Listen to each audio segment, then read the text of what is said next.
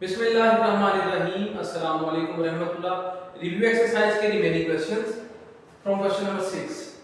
The question is verify the properties of the sets A B and C given below. सबसे पहले आता है associativity of union,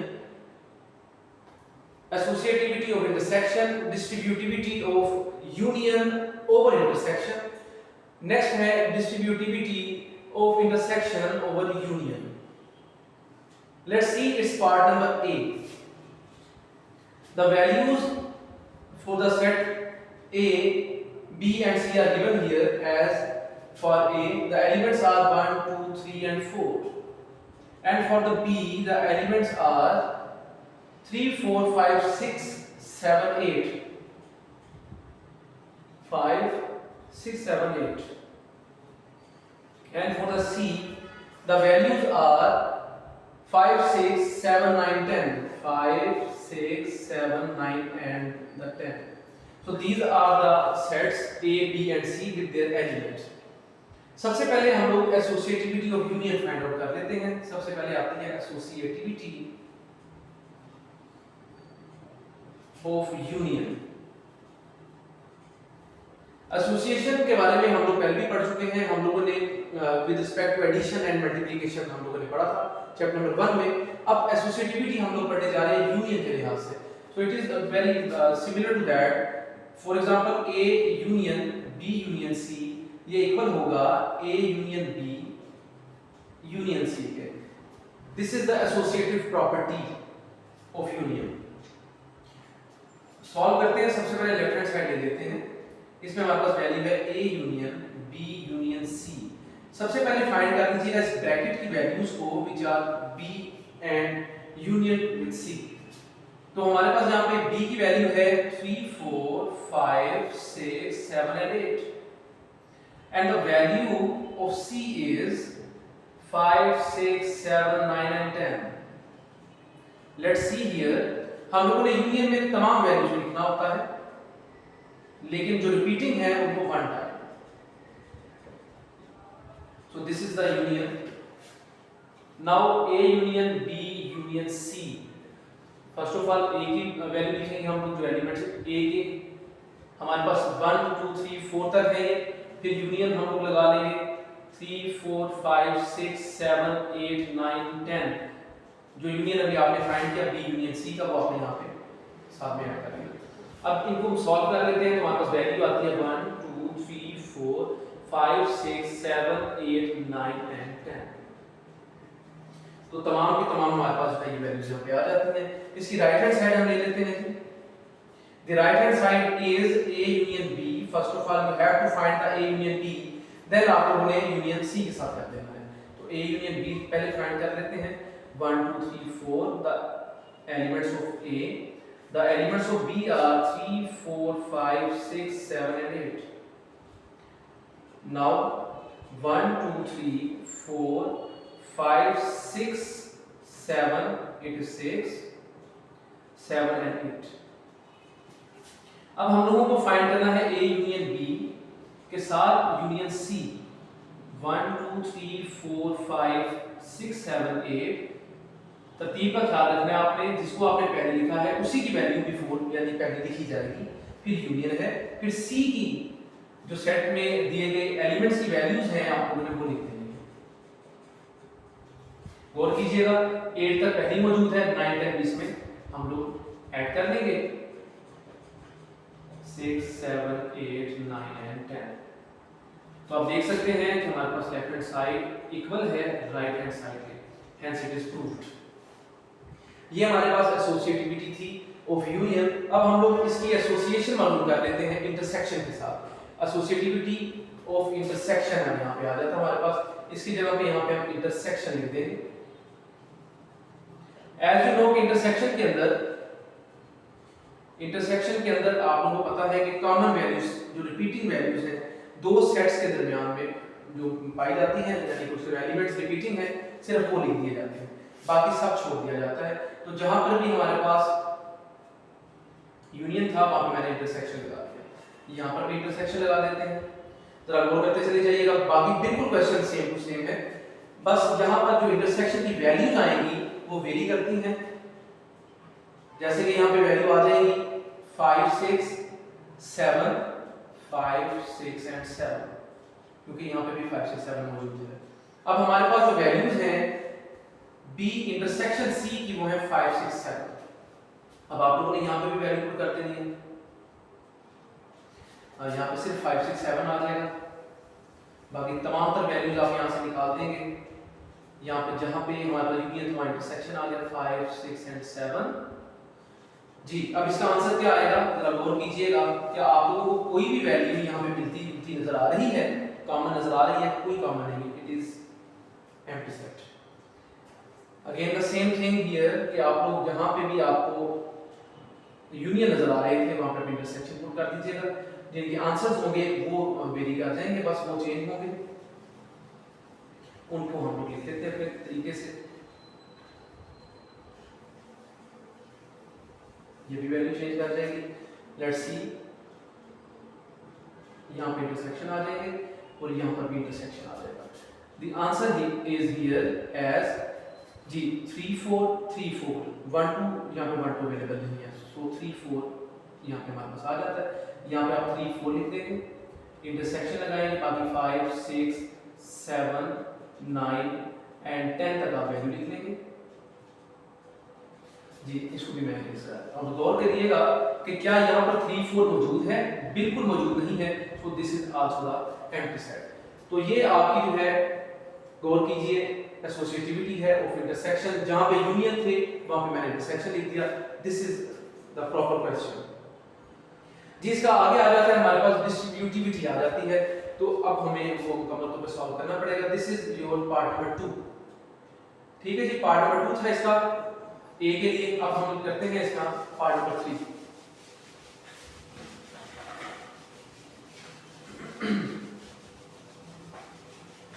ji part number 3 है हमारे पास डिस्ट्रीब्यूटिविटी जी of union over intersection, of union over पर intersection जी। ये हमारे पास वैल्यू आ जाती है। इसमें बिल्कुल कॉमन सी बात है कि हम अब हमारे पास इसको करने का तरीका ये होगा कि A union B intersection C, this is the union over intersection. Now A union B intersection A union B intersection A union C। So this is a way to write it. तो ये तरीकाकार है इसको लिख लेने का। यहाँ पे हमारे पास दोनों के बाद जो है यूनियन यहाँ पे आ जाता है। ये हम लोग यूनियन ओवर इंटरसेक्शन कर रहे हैं, जब ओवर के बाद जो वैल्यू इंटरसेक्शन की आ रही है यानी कि वो विद इन द ब्रैकेट लिख दी जाएगी। Let's see how to solve the left hand side first. Left hand side में जो वैल्यू दी जा रही है वो है A union B intersection C। सबसे पहले आपको B intersection C find out करना है, जैसे कि आप पहले भी फाइंड कर चुके हैं, जिसमें आपका आंसर जो है 3 4 5 6 7 8 इनको सॉल्व करके निकल आएगा जी। इट इज 5 6 7 5 6 7 जी। अब हम लोगों को यूनियन निकालना है इस वैल्यू का A के साथ जी। A है 1 2 3 4, now union 5 6 7। As you see यहाँ पे 1 2 3 4 5 6 7 भी मिला दिए जाएंगे। इसकी राइट हैंड साइड जो हमारे पास है उसमें आप लोगों को A यूनियन B भी फाइंड करना है, फिर आप लोगों को A यूनियन C फाइंड करना है, फिर इसका इंटरसेक्शन निकल आएगा। First of all you have to find out the A union B। For the A union B you have to put the elements of A then union। now B के elements हैं हमारे पास 3 4 5 6 7 and 8। Union ले लीजिए तो 1 2 3 4 5 6 7 and 8 यहाँ पर आ जाता है। इसी तरह से A यूनियन C कर लीजिएगा तो A के एलिमेंट्स सारे लिख दिए जाएंगे यूनियन। अब यहाँ पर लिखे जाएंगे C के element C, it is 5 6 7 9 and 10 जी। यूनियन में तमाम तरह एलिमेंट्स लिखे जाएंगे 6 7 9 and 10। अब आप लोगों को A यूनियन B जो आपने फाइंड किया ए यूनियन सी जो फाइंड किया, अब इनका इंटरसेक्शन निकालना है 1 2 3 4 5 6 7 एंड 8। जी गौर कीजिएगा, इंटरसेक्शन लगाएंगे यहाँ पे। अब वैल्यूज 1 2 3 4 5 6 7 9 एंड 10। तो आप देख सकते हैं 1 2 3 4 5 6 7 तक दोनों में कॉमन है, इंटरसेक्शन में आपने कॉमन लिख लेने होते हैं 6 7। So both has the same value as 1 2 3 4 5 6 7। यहाँ पर भी यही मौजूद है, यहाँ पर भी ये वैल्यू मौजूद है, तो ये भी आपका प्रूव हो चुका है। अब अगर हमारे पास आता है कि इंटरसेक्शन ओवर, आप लोगों ने जो है मालूम करना है यूनियन के, मींस कि इंटरसेक्शन ओवर यूनियन अगर आ जाता है, it is a part number 4। तो बड़ा सिंपल है कि जहां पे इंटरसेक्शन था वहां पर यूनियन लगा देंगे, और जहां पर यूनियन था वहां पे आप इंटरसेक्शन लगा देंगे। ओवर के बाद जो भी वैल्यू आती है उसको याद रखिएगा कि वो वैल्यू ब्रैकेट में लिखी जाती है, बिफोर पहले लेफ्ट हैंड साइड में वो ब्रैकेट में लिखी जाती है, ताकि आप लोगों के लिए आसान हो जाए याद रखना। तो हम लोग इसका पहला पार्ट जो है हमारे पास है यूनियन, एंड यहाँ पर सॉरी इंटरसेक्शन आता है, एंड फिर यहाँ पर यूनियन आता है, ये आपने फाइंड करना है। तो सबसे पहले बी यूनियन सी आ जाएगा आपका, जो आपने फाइंड करना है। यहाँ पर यूनियन लिख दीजिए, और यहाँ पर भी आपका यूनियन आ जाता है। क्वेश्चन को दोबारा करने में हर्ज नहीं है।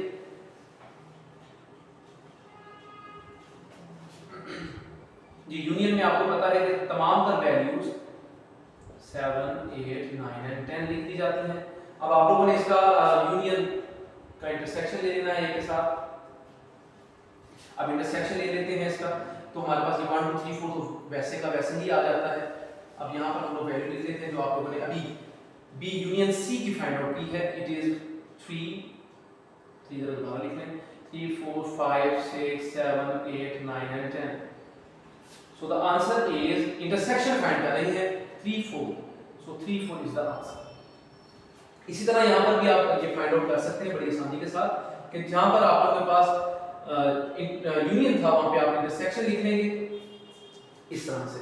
अब यहाँ पर भी आप कॉमन वैल्यूज निकाल लीजिए। यहाँ पर जो कॉमन वैल्यूज आ रही हैं आपके पास, जरा गौर कीजिएगा, यहाँ पर जो कॉमन वैल्यूज आ रही है वो है 3 4 3 4। यहाँ पे भी आपने जो कॉमन वैल्यूज भी लिखी हैं, common values, so the common values in both of these sets हमारे पास क्या आ रही हैं, जरा गौर कीजिए जी, गौर कीजिएगा। तो हमारे पास कॉमन वैल्यू जी, कॉमन वैल्यू कोई भी नहीं आ रही, तो इट मींस कि यहाँ पे आ जाएगा एम्प्टी सेट। कॉमन वैल्यू असल में कोई नहीं आ रही, इस वजह से आपको यहाँ पे एम्प्टी सेट ही लिखना पड़ा। तो यहाँ पर अब आप गौर कर लीजिएगा जी। अब हम लोगों ने ए इंटरसेक्शन बी का यूनियन निकालना है ए इंटरसेक्शन सी के लिए, ठीक है जी, ये हम लोगों ने फाइंड आउट करना है। अब हमारे पास जो वैल्यू आई है ए इंटरसेक्शन बी की, it is 3 4 and then union, फिर हमारे पास जो है ये एम्प्टी सेट आ गया। अब इनको यूनियन फाइंड करें तो आपको पता है यूनियन में तो सब कुछ लिख दिया जाएगा। तो this is the same as this, तो this is the right hand side, तो लेफ्ट हैंड साइड इक्वल आ गया राइट हैंड साइड के, ये भी इस तरह से प्रूव हो गया। ये था आपका क्वेश्चन नंबर 6 का ए पार्ट। इसका जो बी पार्ट है वो आप खुद करने की कोशिश कीजिए। सी पार्ट बी बिल्कुल ऐसा ही है, उसको भी कोशिश कीजिए करने की। हम देखते हैं question number 7। Let's see the question number 7।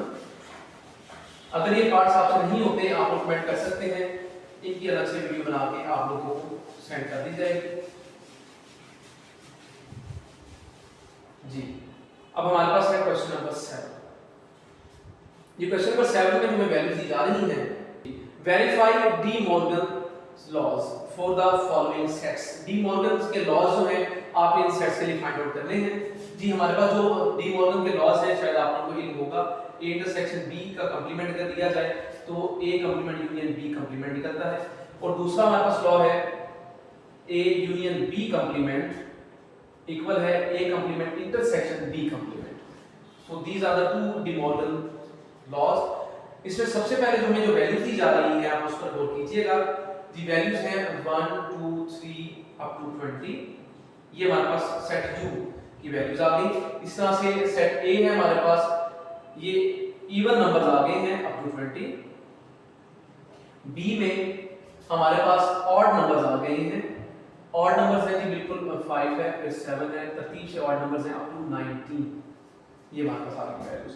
हम लोगों ने इन लॉज को प्रूव करना है इनके लिए। फर्स्ट ऑफ ऑल हम लोग पहले लॉ को ही देख लेते हैं। इसकी लेफ्ट हैंड साइड ले लीजिएगा, it is A intersection B.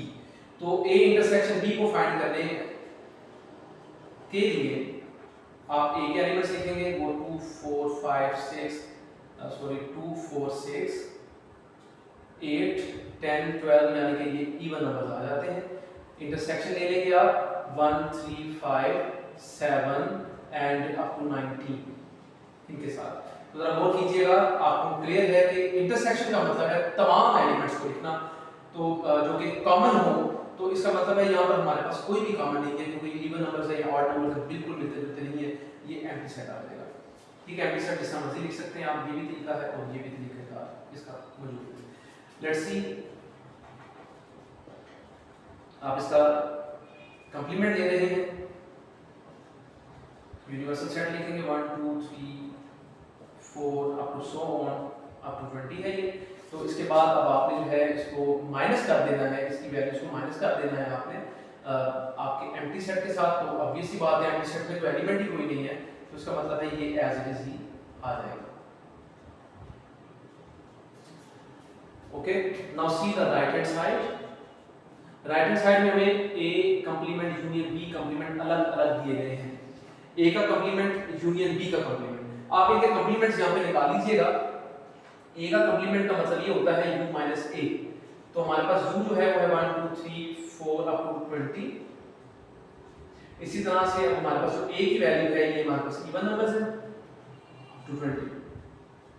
तो जब आप इनको सब्ट्रैक्ट कर लेंगे इवन नंबर्स को यूनिवर्सल सेट में से, जब आप सब्ट्रैक्ट करते हैं जो कि 1 टू 20 हैं नेचुरल नंबर्स, तो बाकी आपके पास ऑड नंबर्स आ जाते हैं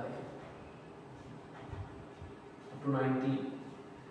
ओके, b का कंप्लीमेंट भी इसी तरह से आप u माइनस b करके फाइंड कर सकते हैं 1 2 3 4 and up to so on, it will be up to 20 जी बिल्कुल। अब बाकी आपके ऑड नंबर्स आ जाते हैं अप टू 19 है ये। तो बाकी आपके पास यहाँ पे क्या आ गए इवन नंबर्स जी। ये हमारे पास कंप्लीमेंट्स की वैल्यूज आ गई। ये वैल्यूज यहाँ पे आप पुट कर लीजिए जी। ए कंप्लीमेंट यूनियन बी कंप्लीमेंट, तो गौर कीजिएगा ए के कंप्लीमेंट में आपके पास ऑड नंबर्स आ गए हैं।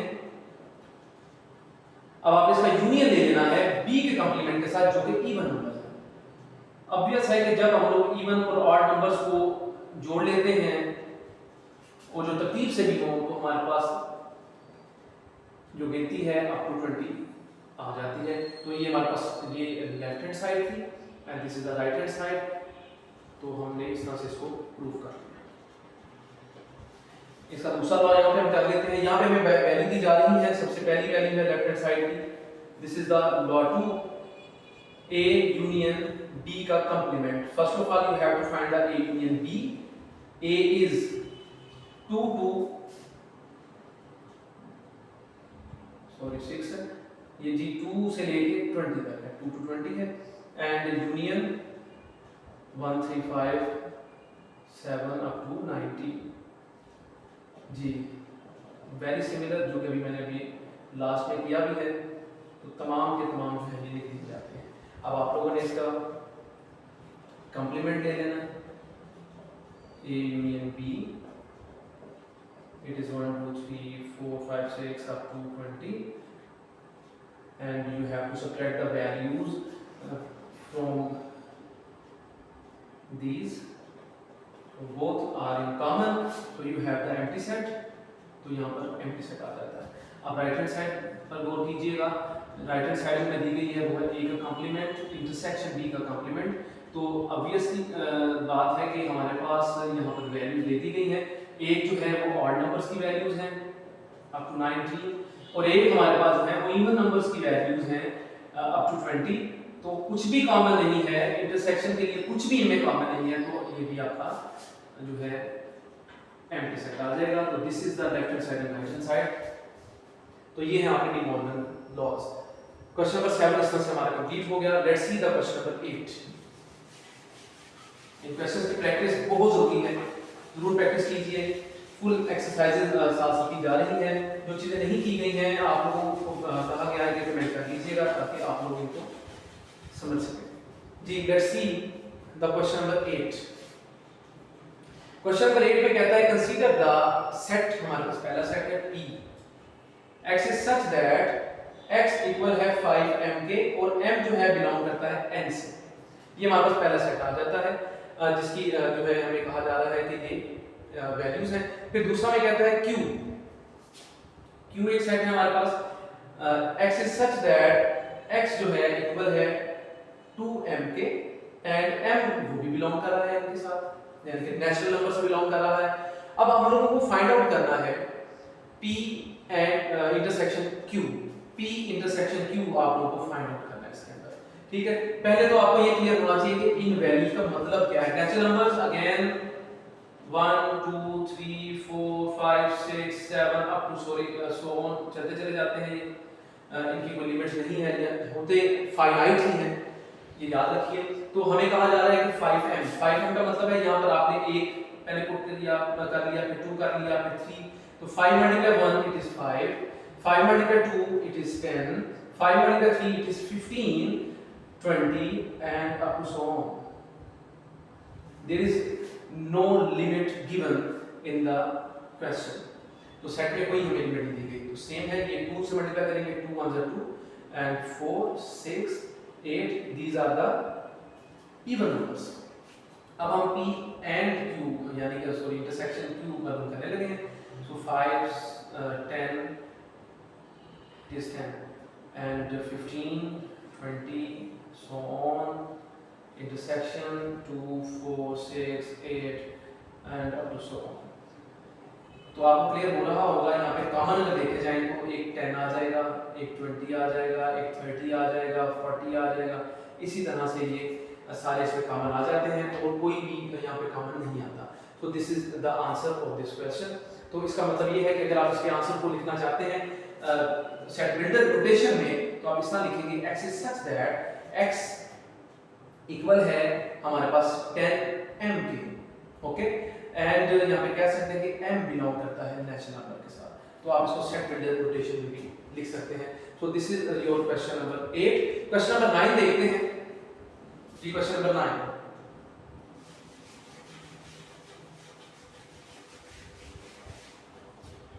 जी हमारा क्वेश्चन है 9।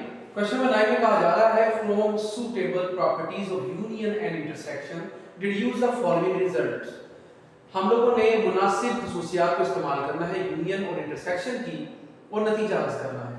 For the part number 1 it is A intersection A union B equal है ए union A intersection B. So take the left hand side first. हमारे पास जो क्वेश्चन है वो है A intersection A union B.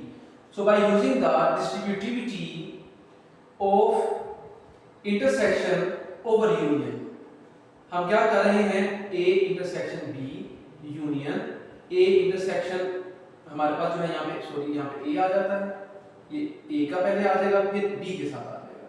So this is a way to write. तो हम लोगों ने पढ़ा है कि हमारे पास अगर ए है 1 2 3, हम लोगों ने ए इंटरसेक्शन ए फाइंड करना है। बोथ ऑफ द टाइम्स हमारे पास वैल्यू जो है यहाँ पर जो दी जा रही है बिल्कुल सेम है। तो इंटरसेक्शन का मतलब है कॉमन लिखना, तो हमारे पास ये ए ही आंसर आ जाता है। तो इसका मतलब है ए इंटरसेक्शन ए इक्वल किसके है, ए के। तो आप यहाँ पर सब ये ऐसे लिख सकते हैं कि हेंस ए इंटरसेक्शन ए जो है वो इक्वल ए के होता है। सो दैट इज व्हाई इसके यहाँ पे आप ए लिख रहे हैं union A intersection B. So this is your right hand side, hence proved. Now अब हम लोगों को फाइंड आउट करना है इसका पार्ट नंबर 2 व्हिच इज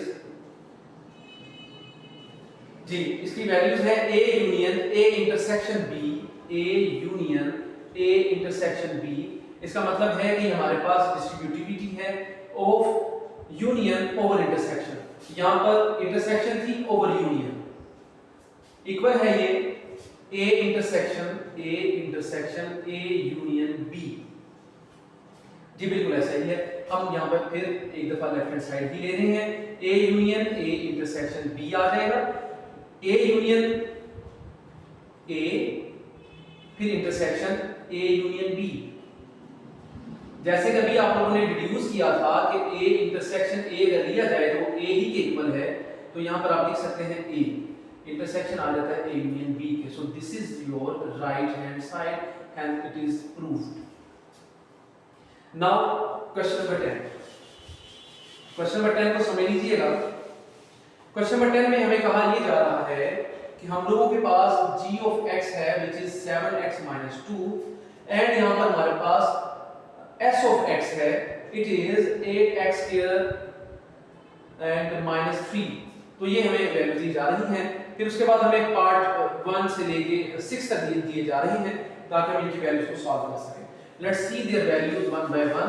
इसको पहले इरेज कर लें ताकि हम इकट्ठे ही क्वेश्चन को यहाँ पे सॉल्व कर सकें। जी पार्ट नंबर 1 है हमारे पास g of 0, it means that where we have x in the function g we have to put 0। तो हम लोग को वहां पे 0 पुट करना है, तो 7 into 0 - 2 it is -2। Part number 2 इसका आ जाता है जी। पार्ट नंबर 2 में हमें कहा जा रहा है कि g of -1 it means where हम हमारे पास जहां पे भी x आ जाता है वहां पे आपने क्या पुट करना है -1 -2 it is -7 -2 -9। and from part number 3 we have the value in the fraction which is -5/3। so now put -5/3 wherever you have the x in g of x -2 it is -35/3 -2 where we have nothing in the denominator, then you can write the 1। so 3 1 times 3 cross multiply these values, so you have this। तो आप इनको जरा solve कर लीजिए तो आपके पास आ जाता है -41/3। Let's see it's part number 4।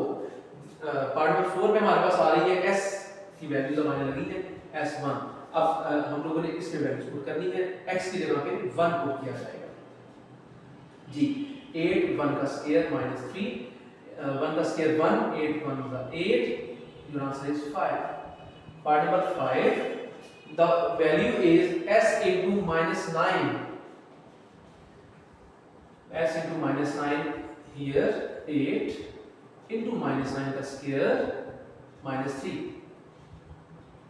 8 into 81 minus का स्क्वायर पहले भी बात हो चुकी है हमारी कई दफा। माइनस का स्क्वायर जो होता है वो हमारे पास प्लस आ जाता है, तो यहाँ पर हमें इनको मल्टीप्लाई करना है। 8 1 times 8 8 8 9 64 इनको अब आप माइनस कर लीजिए तो 645 आपके पास जो इसका आंसर आ जाता है। Now the last part 6 is s into 7/2 s 7/2 equal यहाँ पे हम लोगों ने 8 into 7/2 का स्क्वायर -3 8 into 49 7 का स्क्वायर 2 का स्क्वायर 4 -3 4 1 times 4 2 times। अब आपने 49 को 2 से मल्टीप्लाई कर लेना है तो हमारे पास ये आ जाएगा 98 - 3। So your answer is 95। This is your question number 10 of review exercise 3। इंशाल्लाह बाकी क्वेश्चन जो है नेक्स्ट वीडियो में आप देख सकते हैं। शुक्रिया।